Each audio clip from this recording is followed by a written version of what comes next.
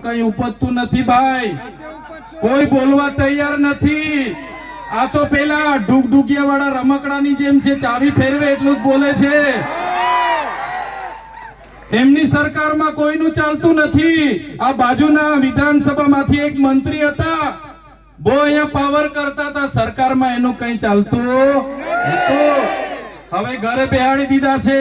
એટલે તમને કહેવા માંગુ છું, આ સરકારમાં જેટલા પણ ધારાસભ્ય છે, જેટલા પણ સાંસદો છે, જેટલા પણ એમના મંત્રી તંત્રી છે, આ કોઈ સરકાર નથી ચલાવતા, આ બધા સરઘસ ચલાવે છે, સરઘસ।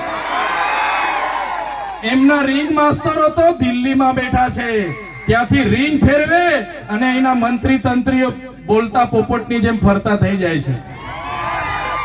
એ તમારો અવાજ નથી બનવાના, તમારા માટે નથી લડવાના, ત્યારે એ વાત કરવા માટે અમે આવ્યા છે।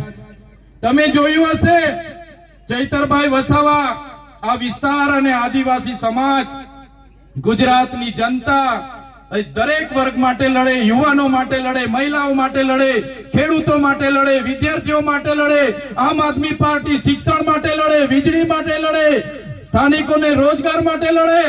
ત્યારે આ ભૂપેન્દ્રભાઈ પટેલને, આ હર્ષભાઈ સંઘવીની પોલીસને ગમતું નથી। સાથીઓ, અમને પણ જેલમાં નાખી દેવામાં આવે છે। તમે જોયું હશે 2023માં મારા પરિવાર, મારા ધર્મપત્ની, મારી બહેનો, એમના જમાયો, અમને 9 જણને અમને જેલમાં નાખી દીધા અને 2023માં 90 દિવસ સુધી જેલમાં રાખવામાં આવ્યા। અમને ડરાવવામાં આવ્યા, દબાવવામાં આવ્યા, અમને હેરાન કરવામાં આવ્યા।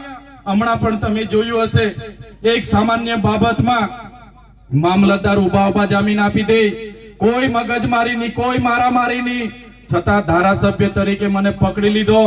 પોલીસે ઘસડીને જીપમાં પૂરી દીધો, જીપમાં લઈ જઈને રાજપીપળા પૂર્યો। મારા ડોક્ટર સાહેબ, મારા દેવેન્દ્રભાઈ, મારા સ્નેહલભાઈ, બધા લોકો દોડી આવ્યા। એમણે કીધું ચૈતરભાઈના કપડા લઈને આવ્યા છે, ચૈતરભાઈનું જમવાનું લઈને આવ્યા છે, પણ પોલીસે કપડા પણ નહીં આપવા દીધા, રાતે જમવાનું પણ નહીં આપવા દીધું। બીજા દિવસે મને રજૂ કરવાનો હતો તો ડેડિયાપાડા કોર્ટમાં લાવવાની જગ્યાએ મને સેશન કોર્ટમાં રજૂ કર્યો। મારા વકીલો ગોપાલભાઈ ઇટાલિયા કોર્ટમાં આવ્યા, મારા વકીલને પણ અંદર નહીં આવવા દીધો અને પોલીસ દ્વારા મારા વકીલોને નહીં આવવા દીધા। તમે જોયું હશે, મને રાજપીપળા જેલમાં રાખવાની જગ્યાએ ડાયરેક્ટ સેન્ટ્રલ જેલ બરોડા રાખી દીધો। બરોડામાં જે સયાજીરાવ ગાયકવાડે બનાવેલી જેલ, અંગ્રેજો વખતે સજા પામેલા કેદીઓને ત્યાં રાખવામાં આવતા હતા। હમણાં પણ ત્યાં જે સજા પામેલા હોય, ફાંસી વાળા હોય, ગોધરાકાંડ વાળા હોય, આતંકવાદીઓ હોય, બળાત્કારી હોય, એવા લોકો સાથે મને રાખવામાં આવ્યો। એકલી અંધારી કોટડીમાં એકલું રહેવાનું, નાના જેલની જમવાનું આવે ત્યારે જમવાનું પકડી લેવાનું, જેલના આસન પટ્ટામાં ઊંઘવાનું, કોઈની મુલાકાત નહીં। મારા આગેવાનો મળવા આવે, એમને મુલાકાત નહીં। મારા પરિવાર વાળા મળવા આવે, એમને મુલાકાત નહીં। મારા વકીલ મળવા આવે, એમને મુલાકાત નહીં।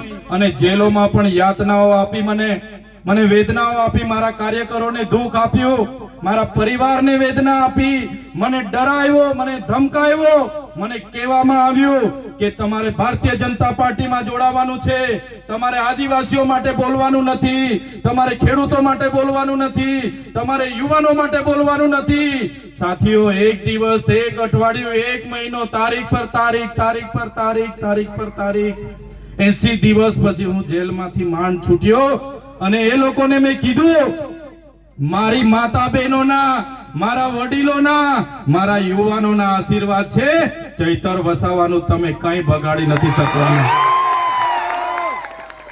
ત્યારે આટલા માટે અમારે કહેવું પડે, અમને ખૂબ ડરાવવામાં આવે છે, પોલીસ દ્વારા ડરાવવામાં આવે છે, એમના નેતાઓ દ્વારા ડરાવવામાં આવે છે, એમના કલેક્ટર જેવા અધિકારીઓ દ્વારા ડરાવવામાં આવે છે, ધમકાવવામાં આવે છે, કહેવામાં આવે છે કે ભાઈ તમે કેમ બોલો છો, સાનામાના બેસી રહ્યો। શું આદિવાસીઓ માટે બોલવું એ મારો ગુનો છે? અમારા બાળકો માટે શિક્ષકોની માંગણી કરી મારો ગુનો છે? અમારા યુવાનો માટે પોસ્ટ મેટ્રિક શિષ્યવૃત્તિની માંગ કરીએ એ અમારો ગુનો છે? અમારા લોકો જંગલ જમીન ખેડે એના માટે અમે સનતની માંગણી કરીએ, શું અમારો ગુનો છે?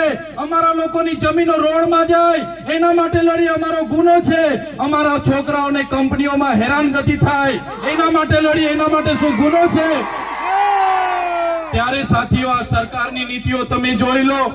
તમારા આશીર્વાદથી હું 80 દિવસ બાદ માંડ છૂટીને બહાર આવ્યો અને બહાર આવ્યો.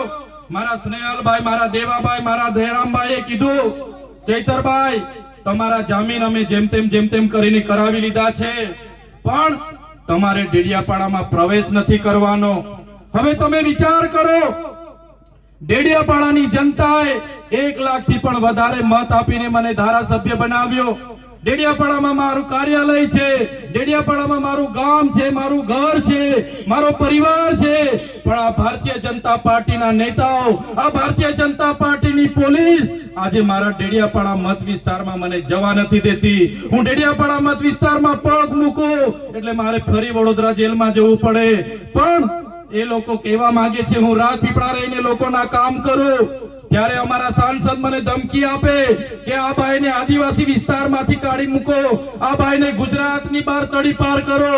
ત્યારે અહીંના ધારાસભ્ય, અમારા સાંસદ, એમના હરસંઘવી, એમના ભૂપેન્દ્ર પટેલને, એમની પોલીસને, એમના નેતાઓને આ મંચ પરથી કહેવા માંગુ છું, તમે ચૈતર વસાવાને ડેડિયાપાડાથી કાઢી મૂકશો, તમે ચૈતર વસાવાને નર્મદા જિલ્લામાંથી કાઢી મૂકશો, તમે ચૈતર વસાવાને ગુજરાતમાં કાઢી મૂકશો, પણ ચૈતર વસાવા અમારા લોકોના દિલોમાં રહે છે, ત્યાંથી ક્યારે નથી કાઢી શકતા. ત્યારે સાથીઓ અમે લડીએ છીએ. અમે કોઈના બાપથી ડરતા નથી, અમે હરસંઘવીની પોલીસથી ડરતા નથી અને કહેવા માંગીએ છીએ અમારો પણ સમય આવશે અને જે દિવસે અમારી જનતાનો સમય આવશે એ દિવસે આ ભાજપ વાળાના અમે છોતરા કાઢી નાખવાના છે. આ ભાજપની સરકાર અધિકારીઓના બળે રાજ કરે છે, પોલીસના બળે અમારા લોકોને હેરાન કરે છે. પણ મારા યુવાનોને આહવાન કરું છું, હવે બહુ થઈ ગયું જુલમ, હવે બહુ થઈ ગયો અત્યાચાર. આમ આદમી પાર્ટી અને ચૈતર વસાવા તમને નેતૃત્વ પૂરું પાડવા માટે આવ્યા છે. તૈયાર થઈ જાઓ, તાલુકા પંચાયત લડો, જિલ્લા પંચાયત લડો, આવનારી વિધાનસભા લડો અને વિધાનસભામાં પહોંચીને બાબા સાહેબના સંવિધાનની વાત કરો અને આદિવાસીઓના અધિકારની વાત કરો. અને આવનારા દિવસોમાં જે પણ સામંતશાહી, નારંગી ગેંગ અને આરએસએસ ના લોકો આપણા લોકોનો જે વોટ તરીકે, મતદાન તરીકે ઉપયોગ કરે છે એ લોકોને અહીંથી સત્તામાંથી મૂળિયા ઉખેડીને આપણે બધા ફેંકી દેવા પડે. સાથીઓ, બાબા સાહેબે કીધું છે, જે બાબા સાહેબે સંવિધાન બનાવ્યું એમને પણ પોતાની નીચી જાતિના લીધે ભણવા દેવામાં ના આવ્યા, એમને સ્કૂલની બહાર કાઢી મૂકવામાં આવતા. એ પોતાની માતાને પૂછતા, માં મને કેમ ભણવા દેવામાં નથી આવતા, શિક્ષણનો અધિકાર મારો પણ છે. ત્યારે એમના માતા કહેતા, બેટા આપણે નીચી જાતિમાં આવીએ છીએ અને નીચી જાતિમાં આવીએ એટલે આપણે ભણવાનો અધિકાર નથી, શૂદ્રને બોલવાનો અધિકાર નથી. ત્યારે બાબા સાહેબે નિશ્ચય કર્યો, 32 જેટલી ડિગ્રીઓ દેશ અને વિદેશમાં ભણીને લાવ્યા, 4 PhD ની ડિગ્રીઓ લાવ્યા. અને બાબા સાહેબે ત્યારે જે નિશ્ચય કર્યો હતો, જે પુસ્તક, જે મનુસ્મૃતિ અમારા લોકોને ભણવાનો અધિકાર નથી આપતી, એ મનુસ્મૃતિમાં અમારી મહિલાઓને અધિકારો નથી, આદિવાસીઓને અધિકારો નથી, દલિતોને અધિકારો નથી, એ મનુસ્મૃતિનું રાજ હું બદલી નાખીશ. અને એમણે બદલી નાખ્યું અને દેશમાં સંવિધાનનું રાજ બાબા સાહેબ લાવી દીધું. આજે દેશનું સંવિધાન આપણને બધાને સાર્વભૌમત્વની ભાવના સાથે આપે છે. લોકશાહી, પ્રજાસત્તાક, સમાજવાદ આપણું બંધારણ આ દેશને પૂરું પાડ્યું. સાથે સાથે બંધારણની જોગવાઈ, એ ચાહે મુસ્લિમ હોય, હિન્દુ હોય, ઈસાઈ હોય કે ખ્રિસ્તી હોય, બધા લોકો માટે સમાન અધિકારો, ન્યાય, સ્વતંત્રતા, બંધુતા, વ્યક્તિત્વનું ગૌરવ, રાષ્ટ્રની ભાવના, રાષ્ટ્રની અખંડતા આપણું બંધારણ આપ્યું. ત્યારે મારા સાથીઓને વિનંતી કરું છું કે આવનારા દિવસોમાં જે પણ ચૂંટણીઓ આવવાની છે, સંવિધાનિક રીતે તમારા અધિકારો છે, બાબા સાહેબ અને જયપાલસિંહ મુંડાએ આપેલા આપણા અધિકારો છે. ત્યારે આ અધિકારોને સાચવવા માટે માત્ર સમાજના આગેવાન તરીકે નહીં પણ રાજકીય આગેવાન પણ તમારે બનવું પડશે. બંધારણની આપણી અનુસૂચિ 5 ના રક્ષણ માટે પેસા એક્ટના રક્ષણ માટે, 73AA ના રક્ષણ માટે, એટ્રોસિટી એક્ટના રક્ષણ માટે, આપણી જમીનો બચાવવા માટે, આપણી જળ જંગલ અને ખનીજો પરના અધિકારો બચાવવા માટે આવનારા દિવસોમાં તમારે બધાએ રાજનીતિમાં આવવું પડશે અને આ લોકોને સત્તાથી આપણે ઉખેડીને ફેંકી દેવું પડશે. આજના ગુજરાત જોડો જનસભામાં મંચસ્થ ઉપસ્થિત દક્ષિણ ઝોનના ઇન્ચાર્જ એવા રામભાઈ દડો, સુરત જિલ્લા આમ આદમી પાર્ટીના પ્રમુખ એવા કેતનભાઈ પટેલ, માંગરોળ વિધાનસભાના પ્રભારી એવા સ્નેહલભાઈ વસાવા, સાથે ઉમરપાડા તાલુકાના પ્રમુખ એવા રણજીતભાઈ, માંગરોળ તાલુકા પ્રમુખ એવા શિરીષભાઈ, સાથે આમ આદમી પાર્ટીના ડેડિયાપાડાના નર્મદા જિલ્લાના ઉપપ્રમુખ એવા દેવેન્દ્રભાઈ, જનરલ સેક્રેટરી એવા દયારામભાઈ, માંડવીથી અહીંયા ઉપસ્થિત થયેલા બેન શ્રી સાયનાબેન, રુસ્તમભાઈ, વ્યારાથી પધારેલા જીમીભાઈ, અખિલભાઈ અને મંચસ્થ તમામ મહાનુભાવો, સાથે આજુબાજુના ગામોમાંથી મોટી સંખ્યામાં પધારેલા મારા પિતા તુલ્ય વડીલો, મારા માતા તુલ્ય મારી માતાઓ, મારી બહેનો અને મારા યુવાન મિત્રો, બધાને ચૈતર વસાવાના જોહાર કરું છું, સૌને મારા નમન કરું છું. સાથીઓ, તમે જોતા હશો કે 30 વર્ષ સુધી ભારતીય જનતા પાર્ટીને આપણે તક આપી અને આજે ભારતીય જનતા પાર્ટીના નેતાઓ જ્યારે આદિવાસી માટે બોલવાનું થાય, એસસી માટે બોલવાનું આવે, ઓબીસી માટે કઈ અવાજ ઉઠાવવાની વાત હોય કે માઇનોરિટી માટે કઈ વાત મૂકવાની હોય તો કોઈ પણ નેતા આજે બહાર આવવા માટે તૈયાર નથી, બોલવા માટે તૈયાર નથી. આ નેતાઓને એમની ટિકિટની પડેલી છે. ત્યારે આજે ઉપસ્થિત મારા તમામ વર્ગના વડીલો અને માતા બહેનોને કહેવા માંગુ છું, હવે કોઈના સંબંધ, હવે કોઈની શરમ રાખવાની નથી. આવનારી ચૂંટણીમાં તમારે બધાએ ઝંપલાવવાનું છે અને એ લોકોને સત્તામાંથી તમારે બધાએ દૂર કરી દેવાનું છે. તમે રાજકારણથી દૂર ભાગતા રહેશો, તમે જાહેર જીવનમાં આવવાથી શરમાશો, તમને થશે કે હું તો ગરીબ છું, આદિવાસી છું, મારી પાસે પૈસા નથી, ભાજપના નેતાઓ બહુ માલદાર છે, મેં કઈ રીતના લડું, મેં એમની સામે પહોંચી ના વળું.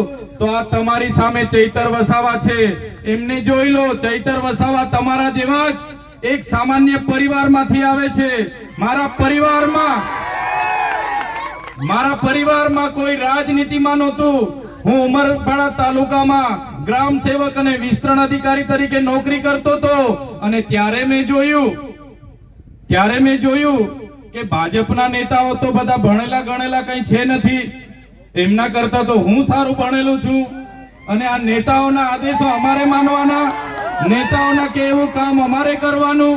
અને પછી મેં રાજીનામું મૂકી દીધું અને રાજનીતિમાં આવી ગયો. આજે ડેડિયાપાડા અને સાગબારા જનતાને તમે તાળીઓથી વધાવી દો કે મને ધારાસભ્ય બનાવી દીધો છે. એટલા માટે ડેડિયાપાડા અને સાગબારાની જનતાને યાદ કરવી પડે કે ભારતીય જનતા પાર્ટીના વચનોમાં આવ્યા વગર, ભારતીય જનતા પાર્ટીના લોભ લાલચમાં આવ્યા વગર, કોઈના પૈસામાં આવ્યા વગર, કોઈના દારૂ અને ચવાણામાં આવ્યા વગર અમારી ડેડિયાપાડા અને સાગબારાની જનતા અમારા જેવા યુવા નેતાઓને ધારાસભ્યમાં ચૂંટીને ગાંધીનગર મોકલ્યા છે.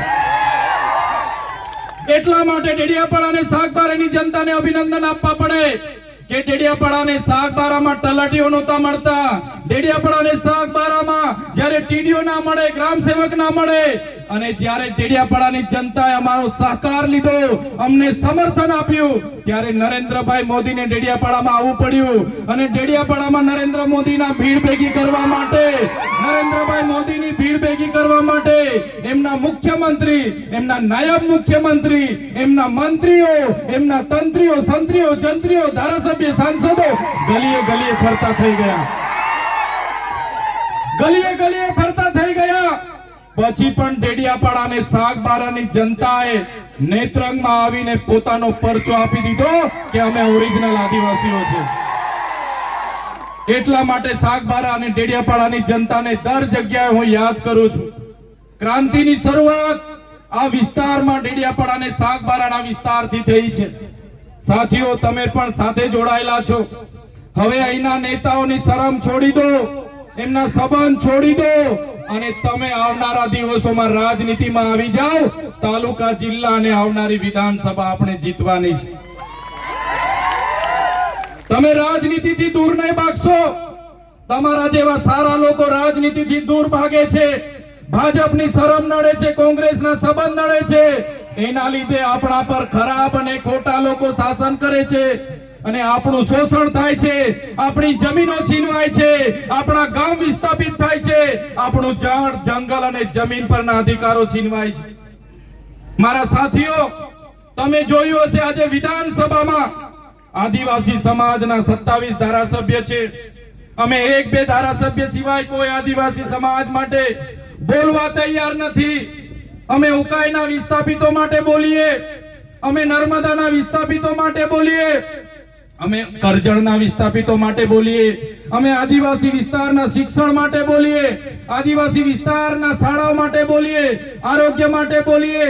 અને આપણા જ નેતાઓ સરકારની વાહવાહી કરે ત્યારે આપણા યુવાનોને આહવાન કરું છું, જે નેતાઓ આપણા મત બેંક તરીકે સમાજનો ઉપયોગ કરે છે એવા નેતાઓને હવે તમારે ઓળખી લઈને જાકારો આપવાનો સમય હવે આવી ગયો છે. તમે જોયું હશે, આપણા લોકોને ગામમાં રોજગારી પૂરી પડે, દરેક વ્યક્તિને 100 દિવસની મનરેગામાં રોજગારી મળે, એના માટે કરોડો રૂપિયા બજેટ બને છે. પણ કરોડો રૂપિયા જાય છે ક્યાં? એમના મંત્રીઓના દીકરાઓની એજન્સીમાં જાય છે. તમે જોયું હશે, આપણા લોકોને પીવાના પાણી મળે એના માટે નલ સે જલ યોજના બને છે. નલ સે જલ યોજનાના કરોડો રૂપિયા વપરાઈ જાય છે, પણ હજુ નળમાંથી પાણી નથી આવતું. પૈસા જાય છે ક્યાં? એમના ધારાસભ્ય, એમના સાંસદના ખિસ્સામાં જાય છે.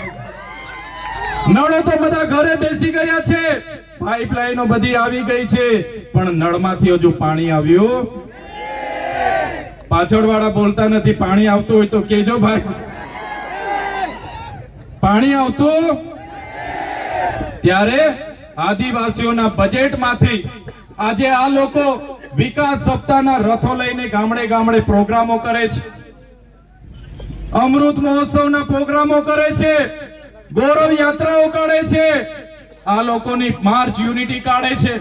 એ પૈસા કોના છે? એ પૈસા જનતાના છે. તલાટીઓને, આંગણવાડીઓને, ગ્રામ સેવકોને, નરેગાના કર્મચારીઓને, ડીઆરડીના કર્મચારીઓને, બધા લોકોને ભીડ ભેગી કરવા માટે લગાડી દે છે. ત્યારે આ સરકાર પાસે પોલીસનો એક હથિયાર છે, કર્મચારી એક હથિયાર છે. એમના ઉપયોગ કરીને આજે ગ્રાન્ટો વાપરવાની, તાઇફાઓ કરવાના. પણ મારી જનતાને હું કહેવા માંગુ છું, તમારા બજેટથી, તમારા ટેક્સથી પગાર લેનારા અધિકારીઓ હોય કે અમારા જેવા નેતાઓ હોય, એમને પણ હવે તમારે જાગી જવાનું છે. તલાટીથી લઈને કલેક્ટર સુધીના તમામ લોકો તમારા નોકર છે. અમારા જેવા ધારાસભ્ય પણ તમારા સેવક છે. અમને પણ પગાર તમારા ટેક્સ માંથી મળે છે. કોન્સ્ટેબલ થી લઈને એસપી સુધી, ડીઆઈજી થી લઈને આઈજી સુધી, તલાટી થી લઈને કલેક્ટર સુધી જેટલા પણ અધિકારીઓ છે એમનો પગાર તમારા ટેક્સ માંથી આવે છે. એમનો પગાર તમે ચૂકવો છો, અમારો પગાર પણ તમે ચૂકવો છો.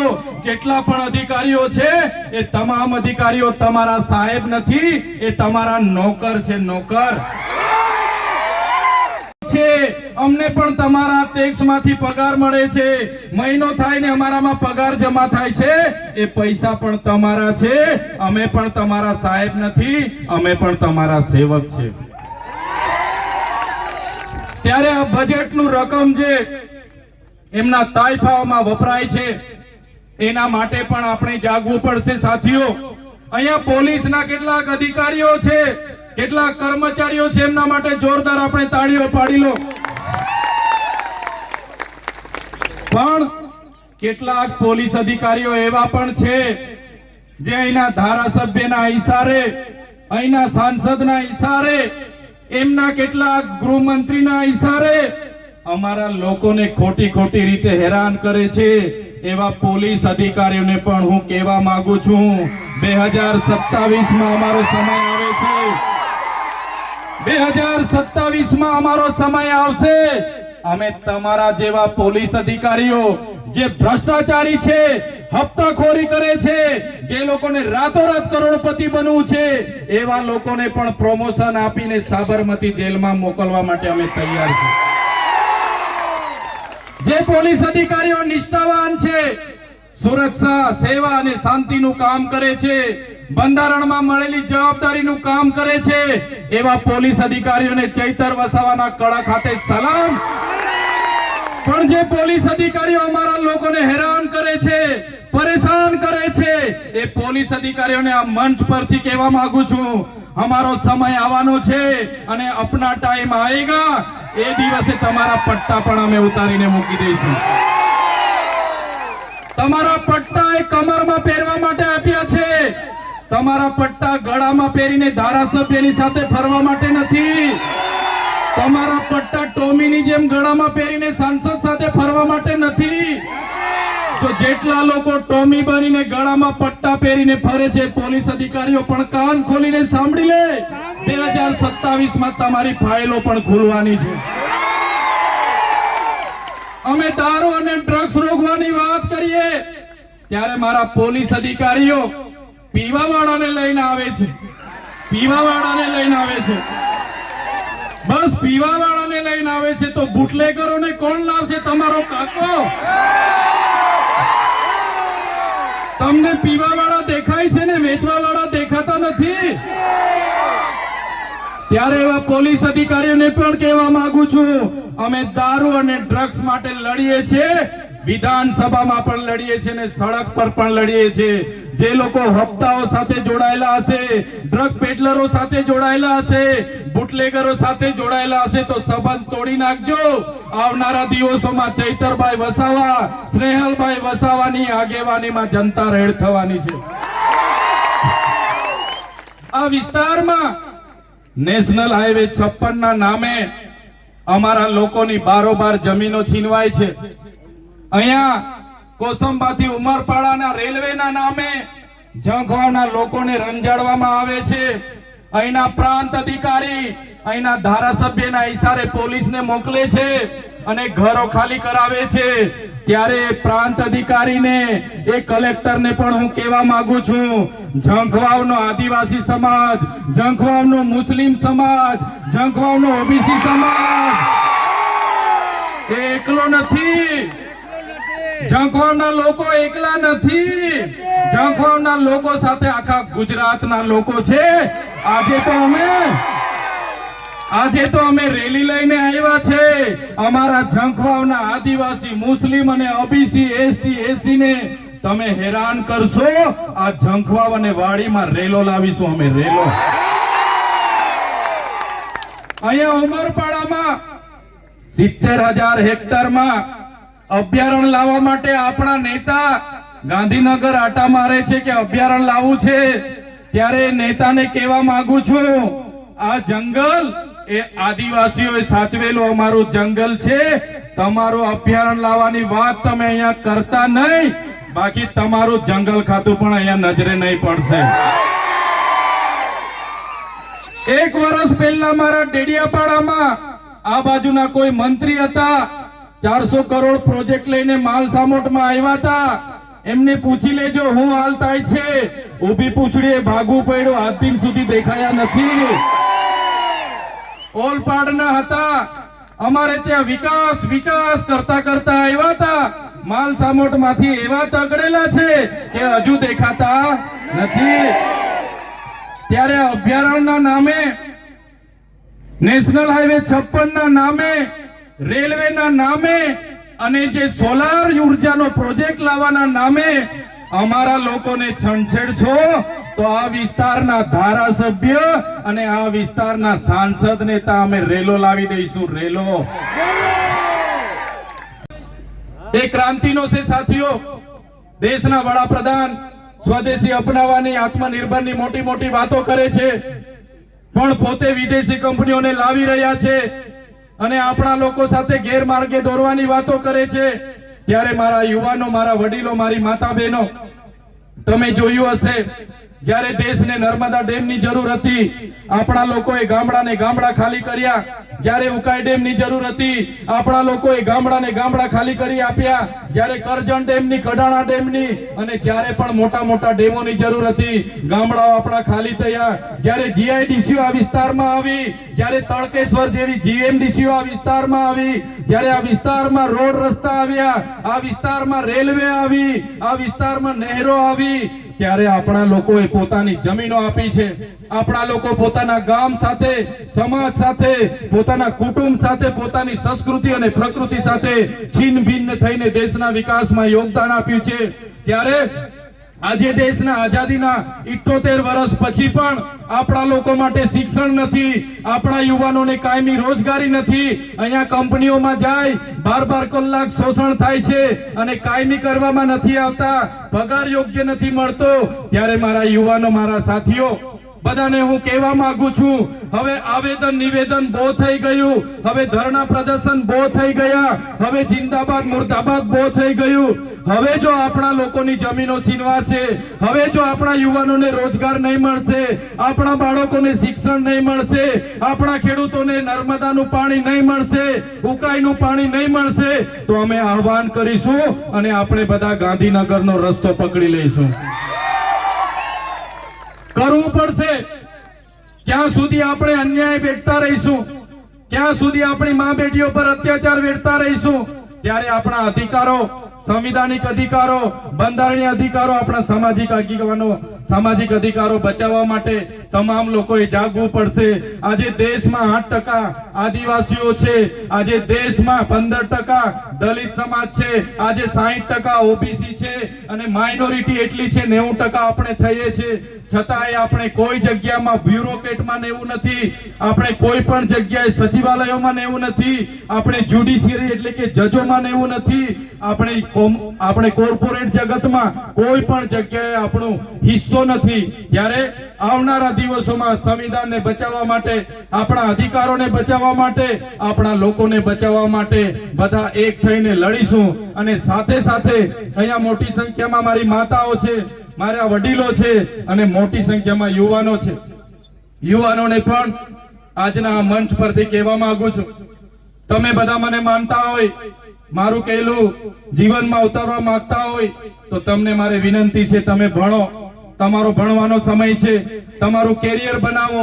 પરિવારની તમારા પર બહુ મોટી અપેક્ષાઓ છે. ભણો, ગણો, આગળ વધો. જે પ્રકારે બાબા સાહેબે કીધું કે શિક્ષા એક એવી શેરણીનું દૂધ છે કે જે પણ પીશે તે દહાડશે.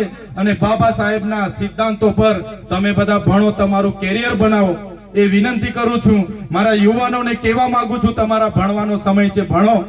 અને ખાસ તમે વ્યસન અને ફેશન થી દૂર રહેજો, એ જ મારી સૌને વિનંતી સાથે બધાને છેલ્લી વખત એકવાર મારું સૂત્ર બોલાવીશ અને મારા યુવાનોને કહેવા માંગુ છું, વ્યસનો અને ફેશનોથી થોડા દૂર રહેજો, તમારું કેરિયર બનાવજો. જ્યાં પણ જરૂર હશે અમે બેઠા છે. અને જે લોકો બેરોજગાર હશે ત્યારે આમ આદમી પાર્ટી નેતૃત્વ પૂરી પાડવા માટે પણ તૈયાર છે. ત્યારે વધારે સમય થઈ ગયો છે, ઘણા લોકો ઘણા 2-3 કલાકથી બેઠા છે. ત્યારે હું તમને પરિવર્તન બોલાવીશ, તમારે બધાએ પરિવર્તન કહેવાનું છે. બધાએ 2 હાથ જોડીને, મારું છેલ્લું સૂત્ર છે, પરિવર્તન આપણે ગુજરાતમાં લાવવાનું છે. એટલે બધા જ લોકોએ પરિવર્તન બોલવાનું છે. ઝંખવામાં આગે, ઝંખવામાં આગે, માંગરોળમાં આગે પરિવર્તન, માંગરોળમાં આગે, ઉમરપાડામાં આગે પરિવર્તન, ઉમરપાડામાં આગે પરિવર્તન, સુરતમાં આગે પરિવર્તન, સુરતમાં આગે પરિવર્તન, પરિવર્તન, પરિવર્તન, પરિવર્તન, પરિવર્તન. ધન્યવાદ. જય જોહાર, જય આદિવાસી, જય ભારત.